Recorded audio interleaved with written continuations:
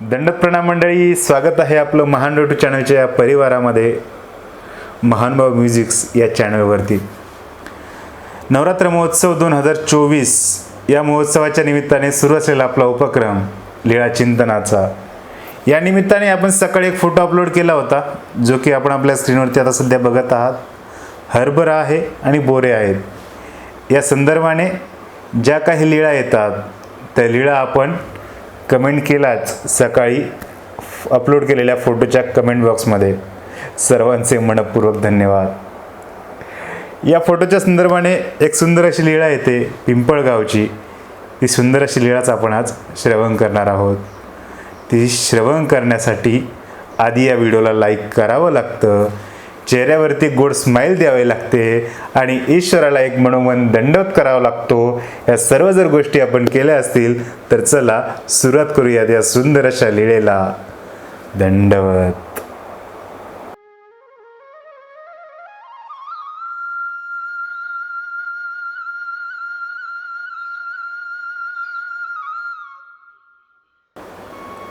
सर्वज्ञ श्री चक्रधर स्वामींचे पायी परिभ्रमण महाराष्ट्राच्या या कानाकोपऱ्यामध्ये झालं.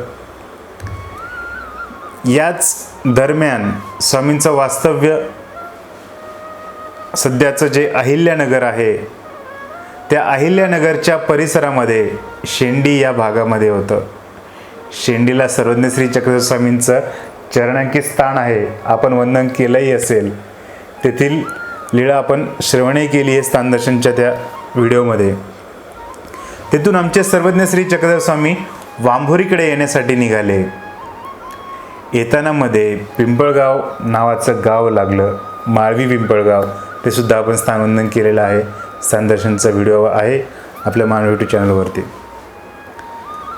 तर तिथे स्वामीजींचं एका मळ्यामध्ये आसन झालं आणि तेथे स्वामींनी बघितलं की हरभरा घोळणा करण्यायोग्य झाला होता. सर्वज्ञांच्या सोबत त्यांचे एक भक्त उपाध्ये त्यांचं नाव. स्वामीजी त्यांना प्रेमाने बटिका म्हणायचे. स्वामीजींनी आज्ञा केली बटिकांना, बटिका हरभरा घ्या, तो घोळणा करण्यायोग्य झालेला आहे, तो घ्या म्हटले, आपण त्याचा घोळणा करूयात.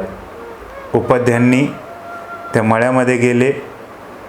जेवढा हरभरा जे काही पाहिजे होता तेवढाच घेतला.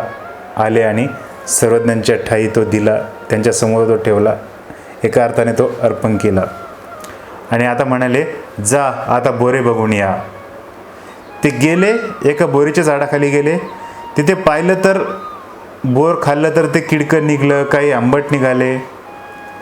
असं सर्व काही 7-8 बोरे त्यांनी मे बी चेक केले असावे, चाकून बघितले असावे. तिकडनं ते परत आले. स्वामीजींना म्हणू लागले, जीजी ही बोरे तर काही किडकी आहेत, काही आंबट आहे, नको आपण ते घ्यायला. स्वामीजी म्हणाले, बर आता एक काम करा, तर पुढे थोडीशी पलीकडे एक बोर आहे, त्या बोरीच्या खाली जा. ते गेले आणि अक्षरशः ती जी बोर होती ती गोड निघाली. बटिका उपाध्ये म्हणून होऊ लागले, स्वामीजी कसे बरे आपले ऐश्वर्य लोपवतात, आधीच का बरं नाही पाठवलं मला या बोरीच्या खाली. असा विचार करत करत सारे बोरे वगैरे जमा केले आणि स्वामींच्या जवळ आले. तेवढ्यात स्वामीजींची एक शिष्या, नाव तिचं बाईसाबाई, ह्या ज्या होत्या त्या गावामध्ये भिक्षा करण्यासाठी गेलेल्या होत्या. त्या भिक्षा करून आल्या. स्वामीजींना ती भिक्षा दृष्टपूत केली, दंडवत घातले, श्रीचरणाला लागली. आणि स्वामीजींनी तो जो घोळणा म्हणजे ती जो हरभरा होता तो घेतला आणि जी बोरे होती ती बाईसाबाईंकडे दिली आणि स्वामीजींना सांगितलं, स्वामीजींनी बाईसाबाईंना सांगितलं, याचा घोळणा करा. बाईसाबाईंनी ते सर्व काही पदार्थ घेतले आणि छान त्याचा घोळणा केला. त्यावेळेस त्यांच्याकडे जे काही मसाले होते ते मसाले वगैरे ते काही सर्व काही एकत्र केलं. त्यावरती सुंदर असा लिंबू पिळला आणि तो घोळणा जो होता तो छान तयार केला आणि आमच्या स्वामीजींना आरोग्यानेच दिला. देवाने कुणाचं काय स्वीकारावं. खरोखर किती भाग्यवान ते भक्त. ज्या प्रत्येक भक्ताचं ज्याचं ते शेती होती त्याचंसुद्धा ते कदाचित परमभाग्य असेल, त्याचा तो हरभरा आमच्या स्वामीजींनी स्वीकारावा. भक्ताची बघितलेली परीक्षा असेल, त्याला दाखवलेला तो मार्ग असेल. खरोखर धन्यवाद, धन्य धन्य होते ते भक्त.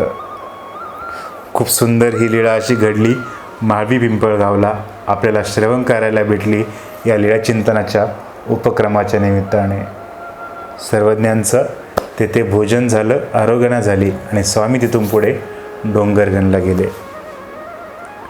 बंधूंनो, ही जर लीळा आपल्याला आवडली असेल तर या व्हिडिओला एक लाईक करावं, शेअर करावा हा व्हिडिओ तुमच्या मित्रपरिवारामध्ये, कमेंट करावी कमेंट बॉक्समध्ये हा व्हिडिओ तुम्हाला कसा वाटला.